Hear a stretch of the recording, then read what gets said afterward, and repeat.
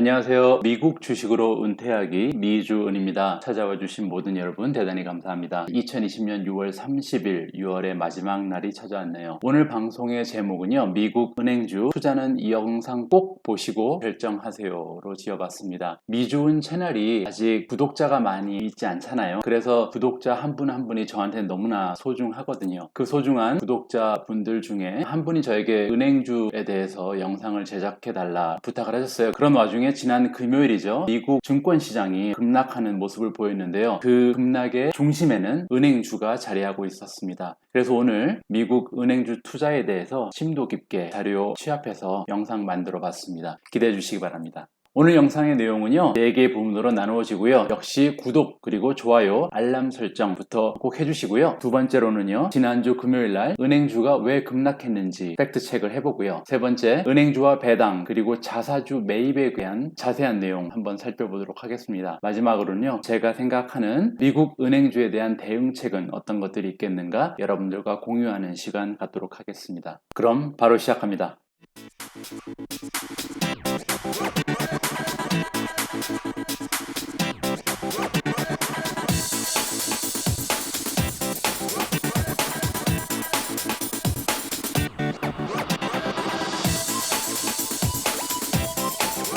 미국 은행주에 대한 본격적인 영상 시작하기 전에요. 우리 애들이 전하는 말씀 드리겠습니다. 구독과 좋아요는 우리 모두가 부자 되는 길입니다. 꼭 부탁드립니다. 그럼 첫 번째로 미국의 은행주가 지난주 금요일날 왜 모두 급락했는지 그 결과로 미국 증시가 전반적으로 하락했잖아요. 어떠한 뉴스가 있었길래 이런 일이 일어났는지 살펴보도록 하겠습니다. 지금 보고 계신 기사는요. 6월 26일 아침 8시 13분 즉 금요일 아침이었죠. 미 증권시장이 개장하기 전에 나온 뉴스입니다. Bank focused ETFs down more than 1% after stress test. 스트레스 테스트를 한 다음에 지금 뱅크에 관련된 ETF가 다 떨어진다라고 얘기를 하고 있는데요. 스트레스 테스트가 뭐냐면요. 마켓이 지금 위기를 파이낸셜 마켓 크라이시스가 왔거나 아니면 리세션이 왔을 때 이럴 때에만 하는 것 같아요. 보시면 뱅크 스트레스 테스트를 하는 목적은 뭐냐면요. 과연 이코노믹 시츄에이션이 나빠졌을 때 경제적인 상황이 안 좋아졌을 때 해당 은행이 그 위기를 돌파할 수 있을 만큼 자본이 있느냐 그런 테스트를 스트레스 테스트라고 부르는 것 같습니다. 그래서 이제 스트레스 테스트를 지난주에 하고 나서요. 그리고 나서 이 기사가 금요일 아침에 난 거죠. 어떤 식으로 기사가 보도가 됐냐면요. The Fed last night ordered the banks to suspend dividend increases and not resume buybacks through at least the third quarter. Not only that, but dividends going forward will be limited to what the banks actually earn. The Fed라는 거는 연준을 얘기하는 거죠. Federal Reserve. 연준이 지난 밤에 목요일 저녁에 은행들한테 명령을 한 거예요. 어떤 메시지 보냈냐면요. 디비던드 올리지 마라. 디비던드 올릴 수 없고 그리고 또한 바이백이라는 거는 자사주 매입을 얘기하는 거거든요. 자사주 매입도 시작할 수 없다. 언제까지냐면 the third quarter니까 제3, 4분기까지 너네는 배당금도 올릴 수 없고 그리고 자사주 매입도 금지한다라는 경고성 메시지를 목요일 저녁에 모든 은행들한테 보냈던 것으로 기사가 금요일날 아침에 났습니다. 따라서 이러한 기사가 금요일 장이 오픈하기 전에 바로 떴기 때문에 금요일 증권시장은 하루 종일 굉장히 어려운 상황에 몰리게 된 것이죠. 그러면 도대체 은행주와 배당 그리고 자사주 매입은 어떤 관계가 있길래 이렇게 기사 하나 때문에 전체적인 미국 시장이 폭락하고 말았는지 그 관계를 한번 살펴보도록 하겠습니다. 여러분들께 좀 더 쉽게 설명드리기 위해서 부동산 투자랑 비교를 해볼 생각입니다. 여기 보시면요. 부동산 투자를 크게 세 지역으로 한번 나눠봤어요. 서울의 강남, 그리고 새로 개발되는 신도시, 그리고 한양대 앞에 왕십리라고 설정을 했습니다. 비교를 한 5가지 정도로 해볼 건데요. 부동산의 시세는 어떤지, 자산 가치 대비해서 가격, 그리고 자산 가치 성장 가능성, 투자 위험성, 투자 기간 이렇게 한번 보겠습니다. 강남에 투자하는 경우는 시세는 높겠죠. 매우 고평가되어 있는 지역이고요. 신도시 같은 경우는 중간, 그리고 왕십리 쪽에 부동산 시세는 상대적으로 낮을 가능성이 높습니다. 그럼 자산 가치 대비 가격은 중간 정도 된다고 보고요. 신도시는 앞으로의 발전 가능성을 보고 사는 것이기 때문에 아직 자산 가치가 낮은 상태에서 가격이 상당히 높겠죠. 그리고 한양대 앞에 있는 부동산의 경우 자산 가치에 비해서 가격이 낮은 수준이라고 생각이 됩니다. 앞으로 성장 가능성을 보면요. 서울 강남은 중간, 신도시 신도시는 굉장히 높고요. 한양대 쪽은 성장 가능성이 낮다라고 평가를 하고요. 투자 위험성 역시 중간, 높음, 낮음으로 우리가 짐작을 할 수가 있습니다. 투자 기간 같은 경우 강남은 중간, 그리고 신도시에는 단기적인 투자, 갭 투자를 위해서 하시는 분들이 많이 있다고 생각이 되고요. 왕십리 같은 경우는 장기 투자를 목표로 한다. 왜 이런 분석이 나오냐면요, 주요한 투자 목표가 다르기 때문이에요. 신도시에 투자하시는 분들은 그 부동산이 가격이 상승할 것을 기대하고 신도시에다가 투자를 하는 거잖아요. 대학교 앞에 만약에 내가 투자를 한다면 월세를 노리고 할 가능성이 높습니다. 앞으로 시세가 많이 올라갈 것보다는 학교 앞에 있으니까 학생들한테 월세를 주기가 굉장히 편하잖아요. 따라서 그러한 장점이 있기 때문에 만약에 부동산 가격이 많이 올라가지 않더라도 월세를 꼬박꼬박 받아서 투자의 리턴을 받을 가능성이 높다라고 생각을 할 수 있고요. 서울에 있는 강남 쪽에 투자를 한다면 가격 상승도 노리고 또 워낙 직장인들이 많이 선호하는 지역이기 때문에 월세도 우리가 기대를 할 수가 있겠죠. 이렇게 주 투자 목표에 따라서 내가 선호하는 부동산 투자 옵션이 틀려질 수 있습니다. 투자자의 성향, 그리고 경제적 상황, 직업, 나이 뭐 이런 것들에 따라서 투자자들은 각기 다른 투자의 선택을 하겠죠. 이러한 부동산 투자의 이론을요, 주식 투자의 접목을 한번 해보도록 하겠습니다. 똑같은 기준을 가지고 우리가 비교를 할 텐데요. 서울 강남 같은 경우는 우량주라고 제가 표현을 해봤습니다. 예를 들어서 애플 같은 종목이 우리가 서울의 강남과 비교를 할 수 있겠죠.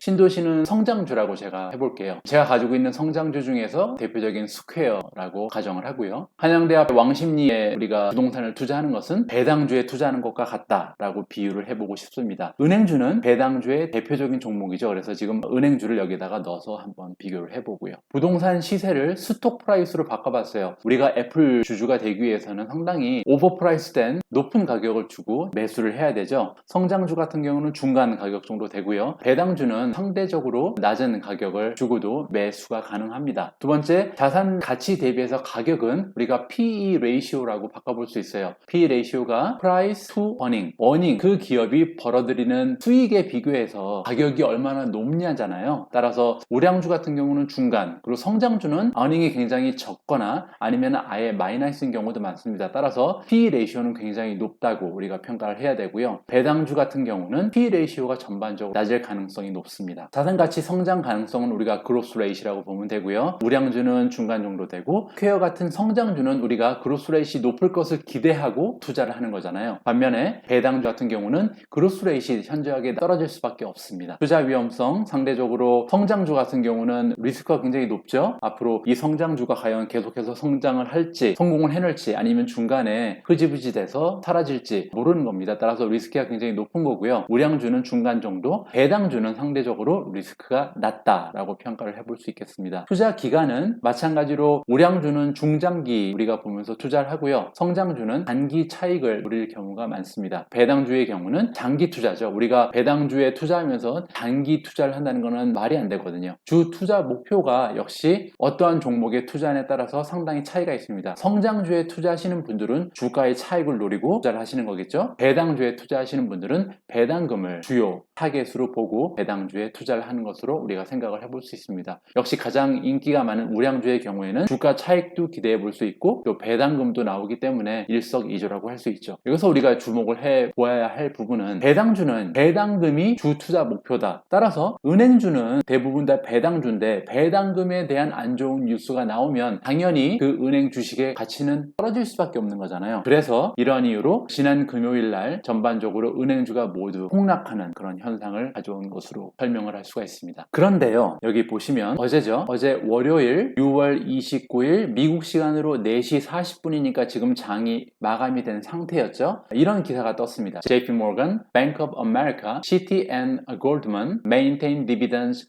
post-stress test, Wells Fargo to cut. JP 모간하고 뱅크 오브 아메리카하고 시티뱅크 그리고 골드만삭스는 지금 디비던드를 유지를 한다라고 나오고 있어요. 줄이지 않는다. 그리고 웰스 파고라는 미국의 5대 은행인데요. 지금 보면은 디비던드를 컷한다, 줄인다라고 기사가 떴습니다. 자세한 내용 살펴보면요. Nearly all of the largest US banks said Monday that they performed well enough on the Federal Reserve's most recent stress test to maintain their current quarterly dividend. 대부분의 미국 은행들이 지금 월요일날 발표를 했는데요. Federal Reserve 연준이 지금 시행한 스트레스 테스트에서 굉장히 다 점수가 좋았다라고 지금 발표를 하는 겁니다. 그래서 current quarterly dividend를 배당을 계속 유지할 수 있을 정도로 좋았다라고 지금 기사가 떴습니다. 굉장히 좋은 내용이죠. 따라서 어제 미국 장이 마감된 이후에 나온 이 기사는요, 미국 은행의 주주이신 분들한테는 상당히 도움이 되는 그런 내용이 아닐 수 없습니다. 여기까지 살펴보고요. 그럼 과연 제가 미국 은행주에 투자를 한다면, 아니면 제가 미국 은행주를 가지고 있다면 앞으로 어떻게 대응을 하는 것이 현명할 것인지 제 나름대로 대응책을 세워봤습니다. 첫 번째로 제가 말씀드리고 싶은 건요, 아직 움직일 때가 아니다 라는 겁니다.